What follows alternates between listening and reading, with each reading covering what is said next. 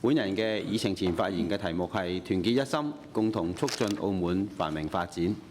中央港澳工作辦公室主任夏寶龍啱結束咗6日喺澳門嘅考察行程，為澳門帶嚟咗重要嘅指示同埋期望。未來澳門社會各界應該團結一心，同心聚力咁樣回應相關嘅期望，積極推動澳門經濟適度多元發展。喺考察期間，夏主席對澳門提出咗發揚鬥爭精神、堅定發展信心、發揮自身優勢、講好港澳及國家故事4點希望。佢高度關注澳門經濟適度多元發展同埋橫琴粵澳深度合作區嘅建設，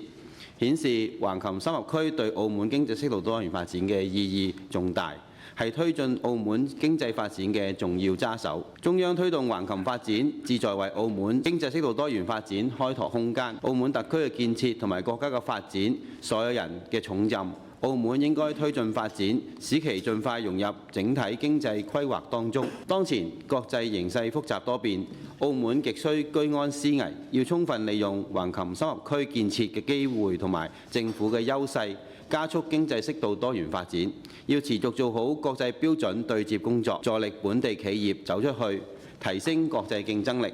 亦要發揮好一國兩制下有為政府同埋高效市場結合嘅優勢，推進產業結構優化。我相信只有做好深合區政策嘅發展，突破制度嘅壁壘，先至能夠培育好現代金融、大健康、新智慧型科技應用等新興嘅產業。喺推動澳門經濟適度多元發展嘅過程中，政府積極有為，喺許多方面給予咗大力嘅支持。當局重視民生區中小企業嘅扶持，不僅成立咗專門嘅機構同埋基金，仲喺資金、技術、顧問層面提供實質嘅幫助。鼓勵中小企業發揚